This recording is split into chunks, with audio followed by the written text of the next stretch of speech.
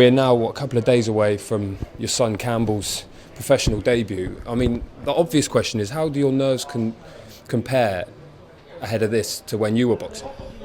Very, very similar. In fact, probably slightly worse, to be honest with you. I mean, when you was fighting, you always know ultimately there's something you can do about it. But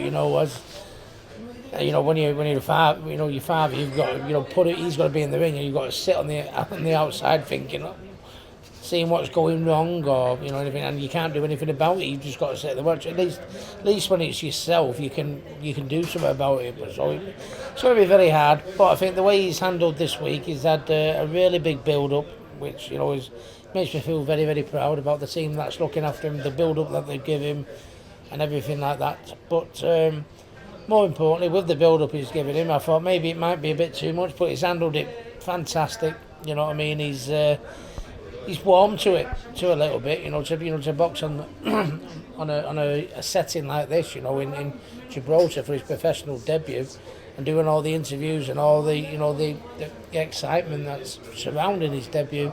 The way he's handled it makes me feel a lot better about the future further down the line. Yeah. Were there any concerns, or did you think twice about, obviously a professional debut is one thing, but doing it in this setting and in these circumstances, was there any part of you that thought, no, we'll just try and have a slightly more normal one? I think to be honest, I think the tests are going to get tougher. I mean, the main thing is Saturday night he wins. Main thing is he impresses and makes a bit of a statement, and does the build up justice, if that makes sense. But long term, I'd rather him, get used to it. I was very blessed and fortunate when I was 18 years of age to box on the undercard when Nassim Hamed boxed Kevin Kelly in Madison Square Garden, which was great, and I took it in my stride, and I think to myself, I think that's what standing me in good stead for when I ended up getting to the top of the bill myself. I mean, I witnessed and I was able to see it, there, firsthand. What goes on in that, and I think Campbell's going to do that because we fingers crossed. I believe he can get to the top, and it's why when he's get used to it now. I guess is the main thing I'm saying. I mean, if he gets top of the road, it might be a shock to his system a few years down the road. But if he gets used to being around the big things, I think it can only stand him in good stead. Yeah. And that was, I think I'm right in saying that was your second fight, right? But the first fight, like you said on the presser, was Widnes. What are your memories of that? To be honest with you, there's going to be a bigger crowd in there on Saturday than there was when I went, because I was a floater, and Robin Reed was top of the bill, and he got took off to hospital. I think he was suffering from dehydration or something like that. So I was on a floater, and every fight, a floater is if there's in one of the main events, if there's a quick knockout, they fill your fight in with it only being a 4-rounder. But every fight went the distance, and I was on about 12:30, and they were picking the chairs up, putting the chairs away, and everything like that. Sweeping up. I think there was only my mum, my dad, and my close immediate family. So it's very much different to what my professional debut was. But I mean, if we're behind Campbell, which is what I am and what I like to think everyone else is, we hope he's going to get to the top. So let's get him getting used to it at a young age while he's, before the tests get harder. At least to be used to it then, a little bit better prepared, I guess. And what was it like? Obviously, he had, 28 amateur bouts? So not a long career, and he's obviously very young to turn over. What was the thinking behind turning him over now rather than carrying on as an amateur? Well, it doesn't help, with the situation with the amateurs. There seems to be no sign of amateur boxing sadly coming forward, which is a shame really, because if amateur boxing's strong, then our professional game's going to be strong, isn't it? But unfortunately, we are where we are, in this really difficult time. But no, I think maybe I thought to myself, maybe he could have had a couple of more fights, a couple of senior fights or something before we went professional, but that wasn't to be. So, me and Matthew had him in the gym sparring with professionals, for the last.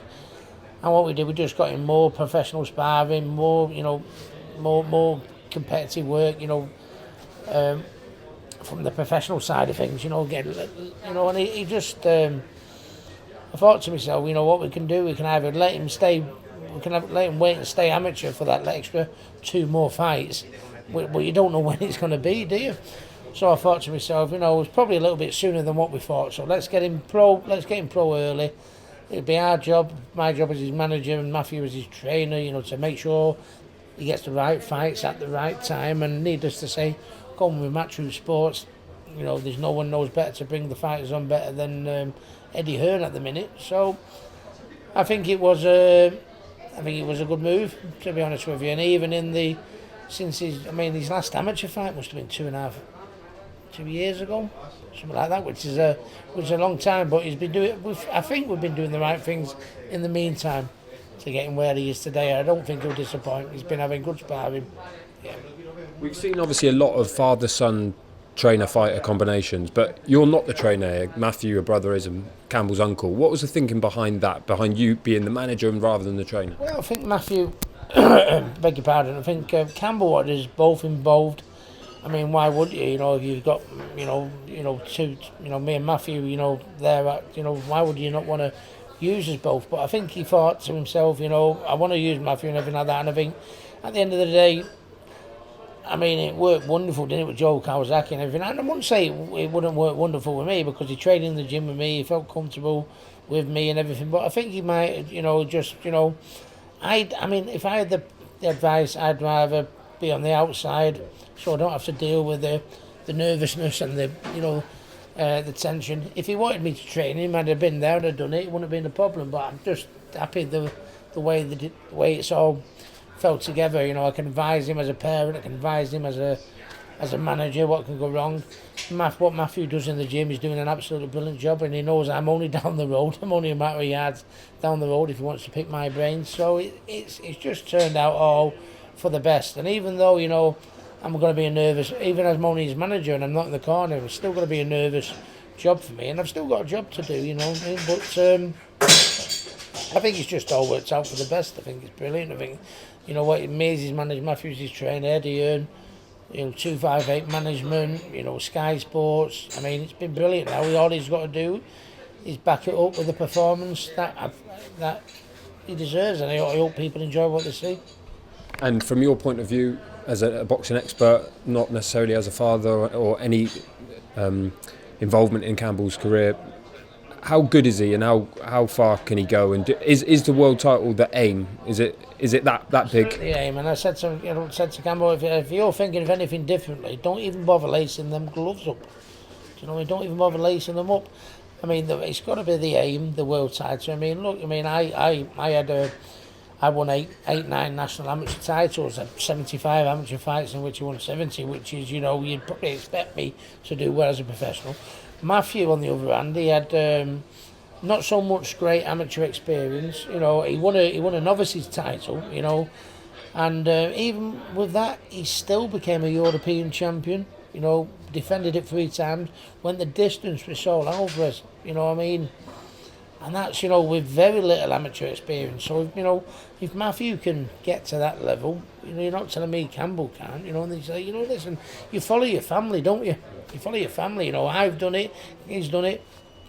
Of course he's going to do it, and I just hope everyone gets behind him, and it's going to be very, very exciting, because he fights like me, and it'd be interesting to know where the journey goes. Do you think that journey might go to Las Vegas, where the Hatton name is very famous still? There's absolutely no doubt. Absolutely no doubt in my mind. He's got half a chance. He's got half a chance, very much so. With the right backing, right dedication, he may be a few speed bumps along the way, which happens with everyone as a prospect. But no, I think we've got an half chance. And I hope Saturday goes well, and we can move on from there then.